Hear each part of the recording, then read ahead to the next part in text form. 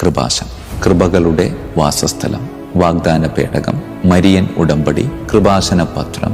VP. Joseph അച്ഛൻ ദിവ്യകാരുണ്യത്തിൻ്റെ മുമ്പിൽ ഭക്തി നിർഭരമായി പ്രാർത്ഥനയിലായിരിക്കുന്നു. അമ്മ വന്ന് അച്ഛനോട് പറഞ്ഞു, ആയിരക്കണക്കിനല്ല, പതിനായിരക്കണക്കിനല്ല, ലക്ഷക്കണക്കിന് ആളുകൾ അച്ഛനോട് ചേർന്ന് അമ്മയുടെ കരം ഗ്രഹിച്ച് മരിയൻ ഉടമ്പടി സ്വന്തമാക്കി ദൈവീക ഉടമ്പടിയെ ലക്ഷ്യമാക്കിക്കൊണ്ട് യാത്രയിലാണ്. എല്ലാ വർഷവും ഒക്ടോബർ മാസം അവസാന ഞായറാഴ്ച ഒരു വലിയ ജപമാല തീർത്ഥാടന യാത്ര നടത്താറ്. ദൂരം 13 കിലോമീറ്റർ. പ്രിയമുള്ളവരെ, അതിൽ പങ്കെടുക്കുന്നവരുടെ എണ്ണം എന്ന് പറയുന്നത് 3 ലക്ഷത്തിലും അധികമാണ്. അങ്ങനെയെങ്കിൽ 3 ലക്ഷം വ്യക്തികൾ 10 ജപമാല വെച്ച് ഒന്നെണ്ണി നോക്കി. അവിടെ നിലനിൽക്കുന്ന മരിയൻ ഉടമ്പടി, കൃപാസന പത്രത്തിന്റെ വിതരണം, ഇവയുമായൊക്കെ ബന്ധപ്പെട്ട് ഒരുപാട് അസ്വസ്ഥതകൾ നാം കേട്ടിട്ടുണ്ട്. ഒരുപാട് ഒറ്റപ്പെടലിന്റെ ദുരനുഭവങ്ങളിലൂടെ ഒക്കെ കടന്നു പോയിട്ടുള്ള ഒരു മനുഷ്യനാ ഈ വി.പി. ജോസഫ് അച്ഛൻ എന്ന് പറയുന്നത്. ആരോടും പരാതിയില്ലാതെ പരിശുദ്ധ അമ്മയെ പോലെ കർത്താവെ അങ്ങയുടെ ഹിതം നിറവേറട്ടെ എന്ന് പറഞ്ഞുകൊണ്ട് അന്നും ഇന്നും പരിശുദ്ധ അമ്മയോട് ചേർന്ന് നിൽക്കുന്ന ഈ അച്ഛൻ്റെ ആ ഒരു ജീവിതം കാണുമ്പോൾ പിന്നെ എങ്ങനെയാ അച്ഛൻ്റെ മുമ്പിൽ അമ്മ പ്രത്യക്ഷപ്പെടാതിരിക്കുക? പരിശുദ്ധ അമ്മയുടെ കരം ഗ്രഹിച്ചുകൊണ്ട് ഉടമ്പടിയെടുത്ത് രക്ഷകനായ ക്രിസ്തുവിൻ്റെ വലിയ ഉടമ്പടിയിലേക്ക് നടന്നെടുക്കുവാൻ ഈ അച്ഛൻ അമ്മയുടെ മധ്യസ്ഥതയിൽ നമ്മോട് ആഹ്വാനം ചെയ്യും. ഈശോ മിശിഹായിക്കും സ്തുതിയായിരിക്കട്ടെ. പ്രിയമുള്ളവരെ, ഒരു പരിചയപ്പെടുത്തലിൻ്റെ ആവശ്യമോ ഒരു മുഖവുരയുടെ ആവശ്യകതയോ ഇല്ലാത്ത ഒരു മരിയൻ തീർത്ഥാടന കേന്ദ്രത്തെ പറ്റിയാണ് നിങ്ങളുടെ മുമ്പിലേക്ക് ഞാൻ ഇന്ന് പങ്കുവയ്ക്കുന്നത്. കൃപാസനം, കൃപകളുടെ വാസസ്ഥലം, വാഗ്ദാന പേടകം, മരിയൻ ഉടമ്പടി, കൃപാസന പത്രം. പ്രിയമുള്ളവരെ, ഒരുപാട് കാര്യങ്ങൾ അവിടെ നടക്കുന്നുണ്ട്. അതൊക്കെ ഒരുപാട് വിശ്വാസികളായ മക്കൾ നെഞ്ചിലേറ്റി അമ്മയുടെ കരം ഗ്രഹിച്ചുകൊണ്ട് ദൈവീക ഉടമ്പടിയിലേക്ക്, മരിയൻ ഉടമ്പടിയിലൂടെ നടന്നു പോയിക്കൊണ്ടിരിക്കുന്ന കാഴ്ചയാണ് ഈ ലോകത്തുള്ള ഓരോ മലയാളിയും ഈ കൃപാസന ആലയത്തെ നോക്കി കാണുമ്പോൾ മനസ്സിലാക്കുന്നത്. 2004 ഡിസംബർ മാസം 7-ാം തീയതി ഈ കൃപാസനത്തിൻ്റെ ഡയറക്ടർ അച്ഛനായ വി.പി. ജോസഫ് അച്ഛൻ ദിവ്യകാരുണ്യത്തിൻ്റെ മുമ്പിൽ ഭക്തി നിർഭരമായി പ്രാർത്ഥനയിലായിരിക്കുന്നു. അമ്മ വന്ന് അച്ഛനോട് പറഞ്ഞു, മകനെ, വലിയൊരു ദുരന്തം തീരത്തെ ആക്രമിക്കാൻ പോകുന്നുണ്ട്. സാക്ഷ്യം വഹിച്ചു ഡിസംബർ 26-ാം തീയതി സുനാമി എന്ന ദുരന്തത്തിന്. പിന്നീട് അങ്ങോട്ട് അച്ഛൻ കുറച്ചുകൂടെ അമ്മയുടെ കരം ഗ്രഹിച്ചുകൊണ്ട് മുന്നോട്ട് യാത്രയായി. ആ യാത്രയിൽ ആയിരക്കണക്കിനല്ല, പതിനായിരക്കണക്കിനല്ല, ലക്ഷക്കണക്കിന് ആളുകൾ അച്ഛനോട് ചേർന്ന് അമ്മയുടെ കരം ഗ്രഹിച്ച് മരിയൻ ഉടമ്പടി സ്വന്തമാക്കി ദൈവീക ഉടമ്പടിയെ ലക്ഷ്യമാക്കിക്കൊണ്ട് യാത്രയിലാണ്.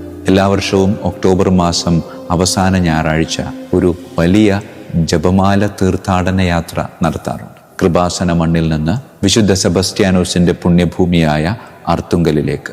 ദൂരം 13 കിലോമീറ്റർ. പ്രിയമുള്ളവരെ, അതിൽ പങ്കെടുക്കുന്നവരുടെ എണ്ണം എന്ന് പറയുന്നത് 3 ലക്ഷത്തിലും അധികമാണ്. ഇത്രമാത്രം ആളുകൾ പങ്കെടുക്കുന്ന മറ്റൊരു യാത്രയോ പ്രദക്ഷിണമോ ഒത്തുകൂടലോ വേറെ എവിടെയെങ്കിലും ഉണ്ടോ എന്ന് ചോദിച്ചാൽ ഇല്ല എന്ന് തന്നെ നമുക്ക് കൃത്യമായിട്ട് പറയാൻ പറ്റും. പ്രിയമുള്ളവരെ, അത്രമാത്രം പ്രത്യാശയോടെ, പ്രതീക്ഷയോടെ ജപമാല ചൊല്ലി 13 കിലോമീറ്റർ ഒരു പ്രദക്ഷിണം പോലെ ഇങ്ങനെ സഞ്ചരിക്കുമ്പോൾ, അതിൽ പങ്കെടുക്കുന്ന മക്കളോട് സംസാരിക്കുമ്പോൾ അവർ പറയുന്ന പ്രചോദനാത്മകമായിട്ടുള്ളൊരു കാര്യമെന്ന് പറയുന്നത്, അച്ഛാ, ഈ 3 ലക്ഷം ആളുകൾ ഒരുമിച്ച് ജപമാല ചൊല്ലി പ്രാർത്ഥിക്കുമ്പോൾ ഒരു വ്യക്തി ഏകദേശം ഒരു 10-ലധികം ജപമാലയെങ്കിലും ചെല്ലുമെന്നാണ് പറയുന്നത്. 10-ൽ കൂടുതൽ ജപമാല ഏതൊരു വ്യക്തിക്കും ചൊല്ലാൻ പറ്റും. അങ്ങനെയെങ്കിൽ 3 ലക്ഷം വ്യക്തികൾ 10 ജപമാല വെച്ച് ഒന്നെണ്ണി നോക്കിയേ. പ്രിയമുള്ളവരെ, 30 ലക്ഷം ജപമാല ഒരുമിച്ച് ചെല്ലുന്ന ഒരനുഭവത്തിലൂടെയാണ് ഈ ജപമാല തീർത്ഥാടനത്തിലൂടെ കടന്നു പോകുന്ന മക്കൾ ആസ്വദിക്കുന്നത്. അവിടെ നിലനിൽക്കുന്ന മരിയൻ ഉടമ്പടി, കൃപാസന പത്രത്തിന്റെ വിതരണം, ഇവയുമായൊക്കെ ബന്ധപ്പെട്ട് ഒരുപാട് അസ്വസ്ഥതകൾ നാം കേട്ടിട്ടുണ്ട്.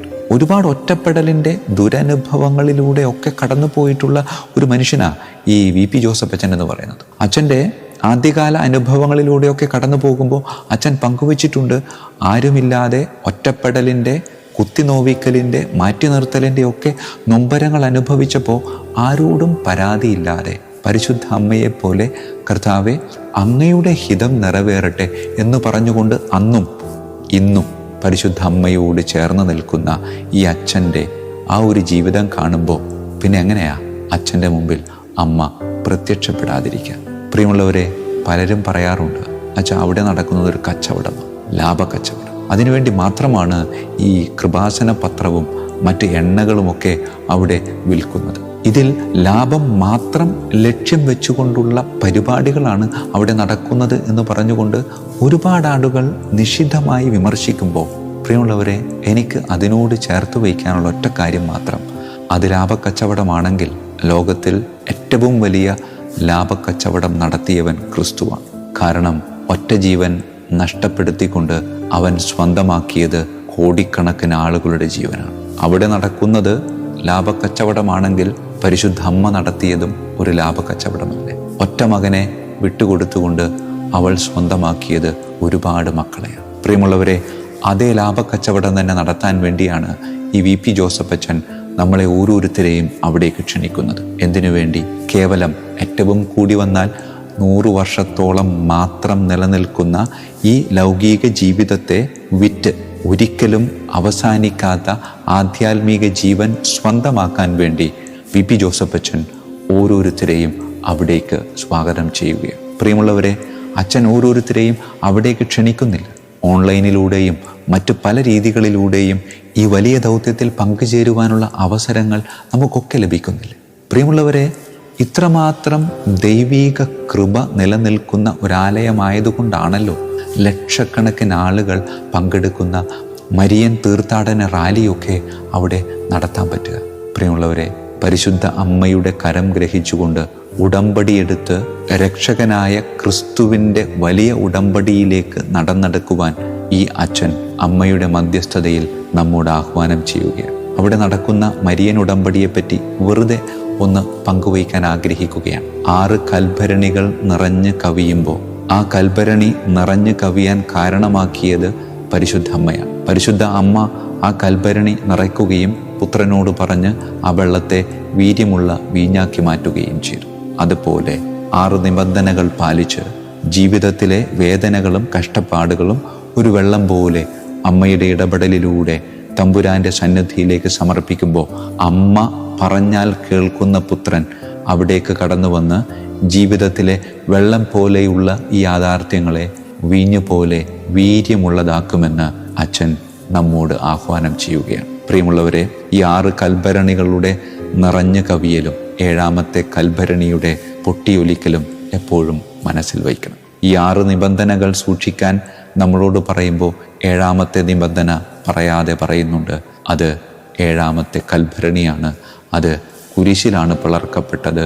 അത് കവിഞ്ഞൊഴുകുകയായിരുന്നില്ല, മറിച്ച് അത് പൊട്ടിയൊലിക്കുകയായിരുന്നു. അതേ പ്രിയമുള്ളവരെ, കൃപാസന ആലയത്തിലെ പരിശുദ്ധ അമ്മയുടെ മാധ്യസ്ഥ്യം യാചിച്ചുകൊണ്ട് നാം ഓരോരുത്തരും അവിടെ ചെന്ന് ചേരുമ്പോൾ ഇതുപോലെ പൊട്ടിയൊലിക്കുന്ന ഈശോയുടെ ഹൃദയത്തിലേക്ക് നമ്മെ ഓരോരുത്തരെയും ഈ അമ്മ, ഈ അച്ഛൻ്റെ ഇടപെടലിലൂടെ കൊണ്ടുചെന്നെത്തിക്കുവാൻ വേണ്ടി പരിശ്രമിക്കുകയാണ്. പ്രാർത്ഥിക്കാൻ നമുക്ക്. കരങ്ങൾ കൂപ്പാം, കണ്ണുകളടക്കാം. കാരുണ്യവാനായ കർത്താവേ, പലപ്പോഴും ഞങ്ങളും വീര്യമില്ലാത്ത വെള്ളം പോലെ ഉപയോഗശൂന്യമായി പോയിട്ടുണ്ട്. ഞങ്ങളുടെ വീര്യം കെടുത്തുന്ന പലതും ഞങ്ങളുടെ ഉള്ളിലും ഞങ്ങളുടെ ചുറ്റുപാടും ഇങ്ങനെ വളർന്ന് പന്തലിച്ചു നിൽക്കുമ്പോൾ, അമ്മേ മാതാവേ, അങ്ങയുടെ ഇടപെടലിലൂടെ അങ്ങേ പുത്രൻ ഞങ്ങളിലേക്ക് കടന്നു വന്ന് ഞങ്ങളുടെ വെള്ളം പോലുള്ള ജീവിതത്തെ വീര്യം പകർന്ന് വീഞ്ഞാക്കി മാറ്റണമേ. രുചിയുള്ള, മധുരമുള്ള, വീര്യമുള്ള ഒരു വീഞ്ഞാക്കി എൻ്റെ ജീവിതത്തെ മാറ്റാൻ അമ്മേ മാതാവേ, അങ്ങ് തന്നെ ഞങ്ങളെ